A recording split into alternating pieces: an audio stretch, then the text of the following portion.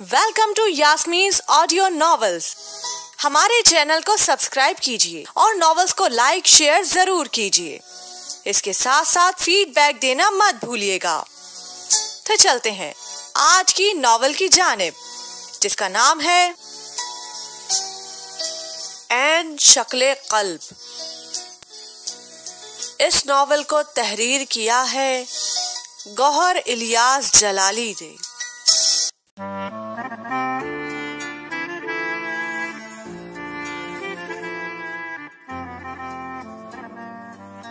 मेरा नाम अहमद रजा है और मेरा ताल्लुक एक मुतवस्सित तबके के साथ है।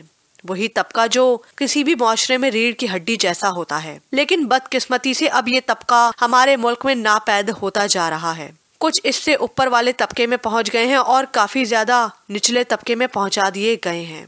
मेरे वालिद गुलाम रसूल एक सिविल टीचर थे। उन्होंने अपनी पूरी जिंदगी पूरी ईमानदारी और खुलूस के साथ गुजार दी। उन्हें अपने पेशे के साथ मोहब्बत थी और शायद मेरी भी मोहब्बत उन्हीं की मोहब्बत की वजह से है। वो government comprehensive high school Jhelum में रियाजी और अरबी पढ़ाते थे, लेकिन स्कूल के बाद घर में बच्चों को रियाजी की ट्यूशन भी देते थे। पढ़ाने के हवाले से उनके 3 उसूल थे। एक, वो अपनी क्लास के किसी बच्चे को ट्यूशन नहीं देते थे। उनका ख्याल था कि इससे लोग ये तासुर ना लें कि मैं अपनी जिम्मेदारियों से गाफिल हूँ, अलबत्ता स्कूल में या स्कूल के छुट्टी के बाद। कोई बच्चा जितना वक्त चाहता आप उसको उससे ज्यादा देते। दूसरा, वो मार के हवाले से बच्चों पर सख्ती नहीं करते थे। उनका कहना था कि अगर मेरी मार की वजह से कोई बच्चा अगर क्लास या ट्यूशन एक दिन भी ना आया तो वो बहुत कुछ जाया कर सकता है, और अगर आता है चाहे सबक याद हो या ना हो, लेकिन कम से कम कुछ ना कुछ तो सीख कर ही जाएगा। इस हवाले से वो शेख सादी का वाकया सुनाते थे कि एक रात बड़ी जोर से बारिश हो रही थी। शेख सादी रहमतुल्लाह उठकर बैठ जाते हैं क्योंकि बारिश का पानी झोपड़ी की छत में से टपक रहा था और खुदा की करनी टपकता हुआ पानी उस गड्ढे में गिर रहा था जो कच्चे फर्श में लकड़ियों से आग जलाने के लिए किया गया था। आप उस कतरा कतरा गिरते पानी को देखते रहे जब तक वो पानी से भर नहीं गया, और अब आलम ये था कि पानी घड़े से निकलकर बाहर फर्श पर फैलना शुरू हो गया था। अचानक एकदम से उनको ख्याल गुजरा कि मैंने अपनी जिंदगी के 40 साल बकरियां चराते हुए गुजार दी, और अगर मैं कतरा कतरा इल्म हासिल करता रहता तो आज शाम मैं भी इस घड़े की तरह इल्म के पानी से भर गया होता। बस फिर क्या था, आपने सब कुछ छोड़ छाड़ कर मदरसे में दाखिला ले लिया और इल्म के दरिया से भर भर के प्याले पीते, और इतने पीते कि जब तक कोई शेख सादी रहमतुल्लाह की लिखी हुई किताबें हिफ्ज नहीं कर लेते वो आलिम की डिग्री हासिल ही नहीं कर सकता। और उनका तीसरा उसूल ये था कि अपने शागिर्दों से खुद मांग कर फीस लेते थे, चाहे वो पैसे उनके वालिदैन को खुद ही लौटा दें, लेकिन पढ़ने वालों से लेते जरूर थे। इस बारे में उनका फरमान था, पढ़ने वाले बच्चों को एहसास होना चाहिए कि हम इतनी भारी रकम अदा करते हैं जो हमारे वालिदैन ना जाने कैसे सुबह शाम मेहनत करके अपनी ख्वाहिशों को दबाकर और अपने पेट काट कर हमें देते हैं कि हम पढ़ लिख कर मुआशरे में कोई मुकाम बना सकें। और ये बात मैंने खुद भी महसूस की थी कि जो जितने गरीब घराने से ताल्लुक रखता था वो उतनी ही ज्यादा मेहनत भी करता था, और सुर्ख सुर्ख कागज के टुकड़े देते वक्त उसकी आंखों में भी सुर्खी का रंग नुमाया नजर आता, लेकिन ये रंग इस एहसास का भी था जिससे उसके वालिदैन की उम्मीदें, उमंगें, ख्वाहिशें और ख्वाब वाबस्ता थे। जहानत का ताल्लुक इंसान से होता है और इंसान का ताल्लुक मेहनत से। उन दोनों में से कोई एक भी हो तो काम चल जाता है, और अगर दोनों हो तो काम बन जाता है, लेकिन बने हुए काम बिगड़ भी जाते हैं अगर दोनों ही ना हो या दोनों का इस्तेमाल ना हो। मेरी वालदा जन्नत बीबी मेरे वालिद के मामू की बेटी थी। मेरा एक ही मामू है, वो मेरे नाना नानी के साथ आजाद कश्मीर के एक गांव में रहते हैं। मेरी माँ ने अपना बचपन उसी गांव में गुजारा है। शादी के बाद वो मेरे वालिद के साथ गांव नुमा शहर जहलम आ गई। उनकी तालीम इतनी ज्यादा नहीं थी, लेकिन पढ़े लिखे खाविंद की रफाकत ने उन्हें तालीम के जेवर से अच्छा खासा आरास्ता कर दिया था। जैसे क्यारी में लगे फूल की खुशबू उस क्यारी की मिट्टी से भी आने लगती है जिसने उसे जज्ब करने की सलाहियत होती है, जबकि कांटा इस अजमत और चाशनी से नाआशना रहता है। وہ نہایت سلیقہ مند، وفا شعار اور ہر حال میں رب کی رضا کے ساتھ راضی رہنے والی خاتون ہیں، ایک مثالی بیوی اور ایک جرت مند ماں۔ میں ان کی واحد اولاد ہوں جو ان کی شادی شدہ زندگی میں تقریباً 11 سال بعد آیا۔ ان 11 سالوں میں شاید ہی کوئی ایسا در ہوگا جہاں میرے والد نہ گئے ہوں، ڈاکٹر سے لے کر ڈاکو تک۔ یہاں ڈاکو سے مراد وہ نام نہاد گدی نشین اور پیر ہیں جنہوں نے اپنے اسلاف کی قبروں کو بطور تجارت، سیاست اور اسلحہ استعمال کرنے کا ذریعہ بنایا ہوا ہے۔ اور مزے کی بات یہ ہے کہ ہمارے ملک کی پڑھی لکھی اور جاہل تقریباً سبھی عورتیں بڑی خوشی سے اپنے خاوندوں کی خون پسینے کی حلال و حرام کمائی ان کے آگے ڈھیر کر دیتی ہیں۔ حرام کمائی تو حرام ہی جاتی ہے، چاہے مسجد پر ہی کیوں نہ خرچ کی جائے، اس کا نہ کوئی اجر ہے اور نہ بدلہ۔ شاید اسی وجہ سے مسجدیں تو بہت بن گئی ہیں لیکن جھکنے والا ایک سر نہ پیدا کر سکے۔ بہرحال جب حلال کمائی بھی ایسے ضائع ہو تو بڑا دکھ اور افسوس ہوتا ہے، لیکن شاید ان عورتوں کا بھی قصور نہیں، کیونکہ عورت بنی ہی ایسی مٹی سی ہے جو ممتا کے ہاتھوں یا پھر اس خواہش کے ہاتھوں مجبور ہو کر سب کچھ کر گزرتی ہے اور بعض اوقات شرمناک حد تک آگے نکل جاتی ہے۔ شاید اسی لیے ہمارے معاشرے میں انہیں ناقص کہا جاتا ہے، کیونکہ یہ دل کا استعمال دماغ سے زیادہ نہیں کرتی، اور جو چیز کم استعمال ہو وہ ناقص ہو جاتی ہے۔ ویسے اگر عورت صرف عقل کا استعمال کرے تو بادشاہوں کے دماغ بھی سلب کر دے، یہ میں نہیں کہتا بلکہ تاریخ بتاتی ہے۔ میرے والد کے ایک ہی بھائی ہیں، ان کا نام غلام حسین ہے۔ انہوں نے تعلیم حاصل کی لیکن کاغذ کے ٹکڑوں کے حصول کی خاطر، کہ یہی آج کل کے دور میں عزت و احترام کے تحفظ کی ضامن سمجھی جاتی ہے، انہوں نے اپنی جوانی پردیس میں کاٹ دی، کیونکہ ان کی اپنی یعنی کہ میری چچی جو میرے پھپھا کی بہن بھی ہیں ان سے بنتی نہیں تھی۔ عقیلہ بیگم نام کی عام سی شکل و صورت مگر تیز طبیعت اور زبان دراز عورت نے گھر کے سکون کو دھرم بھرم کر کے رکھ دیا تھا، اور پھپھو 2 بھائیوں کی اکلوتی اور لاڈلی بہن وٹے سٹے کی نظر ہو گئی۔ ادلا بدلا کی شادی میں 100 میں سے 95 خاندان تو ایسے ہوں گے جو صرف حاصل کرنے کے لیے اب بھی زندہ ہیں، مگر نہ جانے کیوں ہر رشتہ کرنے والے یہ سوچتے ہیں ادلا بدلا ان 5 خاندانوں میں ہوگا جو مثال کے طور پر لیا جائے گا، نہ کہ عبرت کے طور پر۔ میرے چچا نے اپنا گھر بنا لیا اور وہ اپنے بیوی بچوں کے ساتھ بلال ٹاؤن میں رہائش پذیر ہو گئے۔ ان کے 3 بچے اور ایک بیٹی تھی، جو کہ آج تک میری سمجھ میں نہیں آیا کہ ہر وقت جھگڑے کے بعد اتنا وقت کہاں بچتا ہوگا، لیکن شاید کچھ چیزوں میں اتنا لطف رکھا ہی اسی وجہ سے ہے کہ عام انسان آسانی سے بہک سکے۔ میرے پھپھا سگریٹ فیکٹری میں ملازم تھے، ان کے بھی آگے 4 بچے اور 2 بیٹیاں تھیں، جو مشن محلے میں اپنے 2 بھائیوں کے ساتھ 5 مرلے کے 3 منزلہ گھر میں رہتے تھے۔ میں جب بھی ان کے گھر گیا تو مجھے ہمیشہ تنگی اور گھٹن کا احساس ہوا، لیکن اس گھر کے مکینوں کے دل بڑے کشادہ اور کھلے تھے، جہاں تازگی اور محبت ہمیشہ رہتی، مگر ان کے چہرے غربت کی وجہ سے ذرا مختلف تھے۔ شاید یہی غریبوں کی پہچان ہے۔ میں جب میٹرک میں تھا تو اسی سال دادا دادی ایک دوسرے کے پیچھے دوسرے جہاں منتقل ہو گئے، اور ہم تیسری اور آخری بار پروفیسر کالونی منتقل ہوئے۔ ہم ہمیشہ سے ہی کرائے کے مکان میں رہے ہیں۔ یہ گھر پچھلے دونوں گھروں سے اچھا اور خوبصورت تھا، یا شاید مجھے ایسا لگا کیونکہ یہ چھوٹا سا 2 منزلہ مکان ہم 3 لوگوں کے لیے کافی بڑا تھا، بلکہ یوں کہیے 3 انسان کے لیے جن کی خوشیوں کا راز ایک دوسرے کو دیکھنا تھا۔ یہ گھر 8 مرلوں پر مشتمل تھا، جس میں 3 کمرے، 1 کچن اور 1 مہمان خانہ تھا، جس میں ایک دروازہ باہر گلی اور ایک صحن کی طرف کھلتا تھا۔ صحن کافی بڑا تھا، جس میں ایک بیری کا درخت تھا، جس کے ارد گرد میں نے اور ابو نے مل کر کیاریوں میں پھولوں کے پودے لگا دیے اور سارے صحن کو گھاس کی چادر سے ڈھانپ دیا۔ جہاں اب بھی اسکول کے بچے میٹرک تک کی ٹیوشن لینے کے لیے ابو کے پاس آتے تھے۔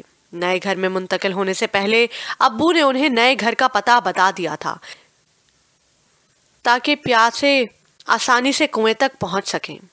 ایک دن ہم صحن میں بیٹھے عصر کی نماز کے بعد اور نماز مغرب سے کچھ دیر پہلے چائے پی رہے تھے کہ میرے دل میں خیال آیا، ابو کیوں نہ ہم مالک مکان سے بات کر کے اس سے یہ مکان خرید لیتے؟ کیوں بھائی؟ غلام رسول نے ہنستے ہوئے پوچھا۔ یہ خیال آپ کے ذہن میں کیسے آیا؟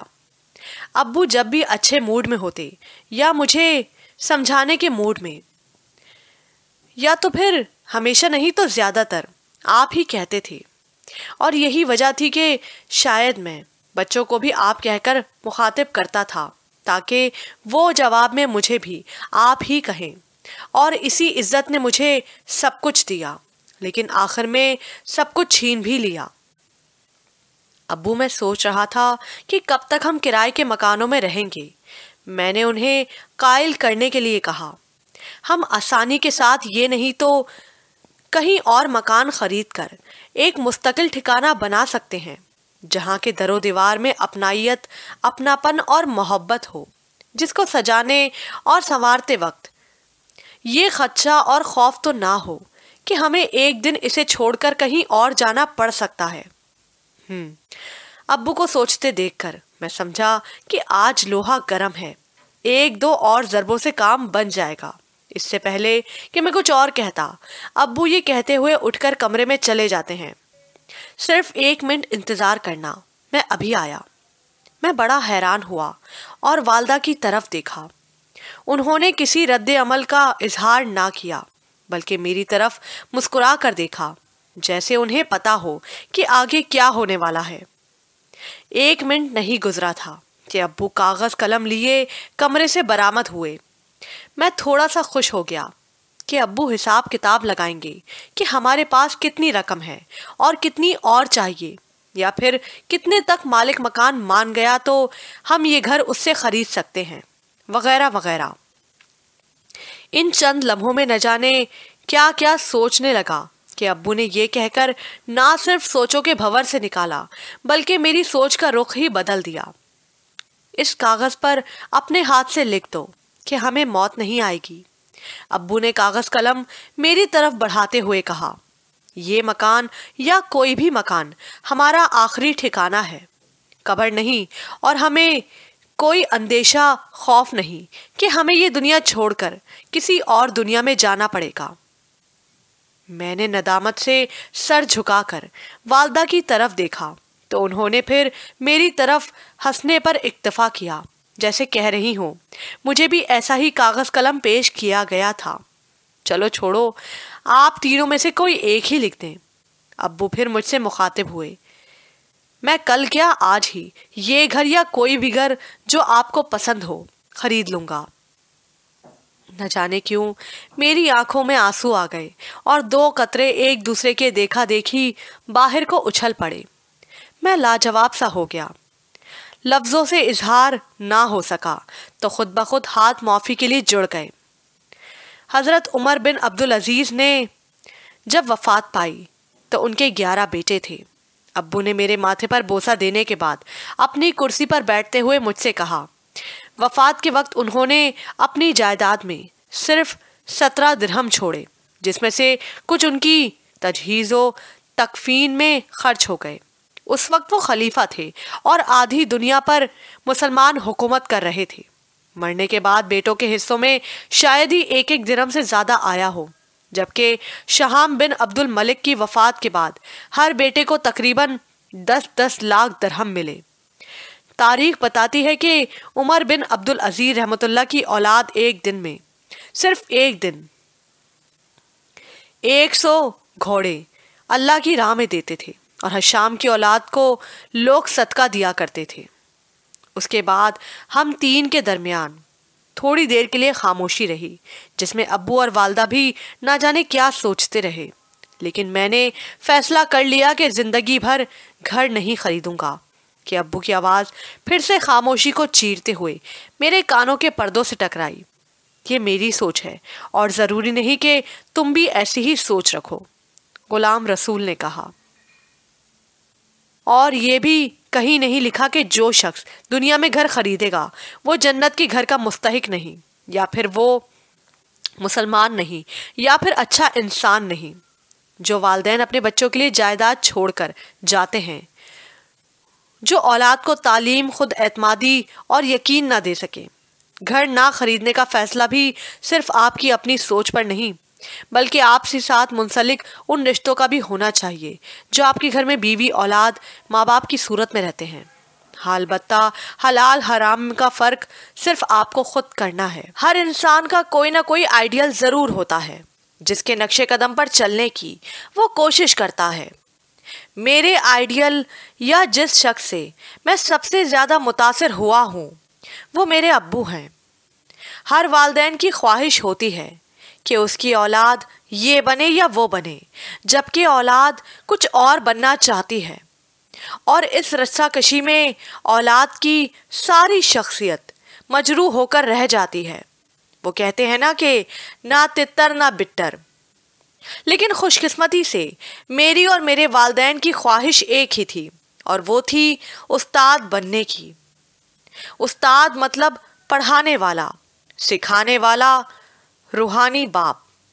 یہ مقدس پیشہ اس لیے بھی ہے کہ یہ پیغمبروں اور رسولوں کی سنت بھی ہے، لیکن مجھے اس پیشے سے محبت میرے ابو کی وجہ سے تھی، جو شاید میرے خون میں شامل تھی، یا صبح و شام اپنے ابو کو پڑھاتے دیکھ کر یہ محبت آہستہ آہستہ میرے اندر جڑیں پکڑتا گیا، جس کی نشوونما میں میرے ابو کا بہت عمل دخل تھا۔ اسی لیے میٹرک کے امتحانات دینے کے بعد میں نے ابو کے ساتھ 5ویں تک کے بچوں کو پڑھانا شروع کیا۔ ہمارے گھر میں ایک چھوٹی سی لائبریری بھی تھی جو ایک چھوٹی شیلف سے شروع ہو کر لائبریری تک پہنچی تھی، جس میں ہر طرح کی کتابیں موجود تھیں، لیکن یہ کتابیں مطالعے کے بعد اس چھوٹی سی لائبریری میں حصہ بننے یا نہ بننے کے فیصلہ کن مراحل سے گزرتی تھی۔ بقول ابو، ہر کتاب پڑھنے یا محفوظ کرنے کے قابل نہیں ہوتی۔ میں شروع ہی سے کتابوں کے بارے میں بڑا پوزیسو تھا۔ لوگ کتابیں پڑھنے کے لیے لے کر جاتے اور پھر بعد میں لوٹانا بھول جاتے، یا پھر اس کی حالت کسی غریب کے لباس جیسی خستہ اور اجڑی اجڑی کر دیتے۔ ایسے لوگوں کو میں پھر کتاب نہیں دیتا تھا، چاہے کتنی ہی منتیں کیوں نہ کریں۔ کچھ انسانوں کو جب تک احساس نہ دلواؤ ان کو احساس نہیں ہوتا، اور جب میں محسوس کرتا کہ اس کی حالت اس نشہ آور کے جیسے ہو گئی ہے کہ اگر اسے نشہ نہ ملا تو مر جائے گا، تب میں اسے بنا کچھ کہے آرام سے کتاب پکڑا دیتا۔ نشہ کسی بھی چیز کا ہو، ایک بار لگ جائے تو بڑا مشکل ہوتا ہے اس سے جان چھڑانا، اور کتابوں کا نشہ تو ایسی چیز ہے۔ میں نے خود لوگوں کو محفلوں، پارٹیوں، حتیٰ کہ راتوں کو جاگ کر کتابیں پڑھتے دیکھا ہے۔ اس معاملے میں لڑکیاں خاصی نشہ آور ہیں۔ یہ شاید ہمارے معاشرے میں وقت گزارنے کے لیے اس سے زیادہ مہذب مشغلہ لڑکیوں کے لیے اور کوئی نہیں، لیکن یہ مشغلہ بھی تب تک اپنے عروج پر ہوتا ہے جب تک وہ اپنے ماں باپ کے گھر ہوتی ہے۔ اس کے بعد لڑکی میاں کے گھر کے کام کاج ہی ان کی اپنی کہانی بنا دیتے ہیں۔ لڑکیوں کی زندگی کا فلسفہ بھی عجیب ہے، بلکہ بڑا ہی غریب ہے۔ پہلے ماں باپ کا گھر، پھر میاں کا گھر، اور پھر آخر میں بچوں کا گھر۔ ان کا اپنا گھر کون سا ہوتا ہے؟ کہنے کو تو کہتے ہیں کہ تینوں گھر ان کے ہی ہیں، مگر حقیقت میں ایسا ہوتا نہیں ہے، کیونکہ اگر ایسا ہوتا تو یہ سننے میں کبھی نہ آتا کہ خاوند نے بیوی کو گھر سے نکال دیا، بچوں نے ماں کو گھر سے نکال دیا، اور ماں باپ کی گھر کی کیا کہیں۔ وہ اگر نہ نکالتے تو باقی گھروں سے کیوں نکلتی؟ لیکن شاید یہ ہے زندگی، یا پھر ہمارے جد امجد کی سنت، جنہیں جنت سے نکالا گیا تھا۔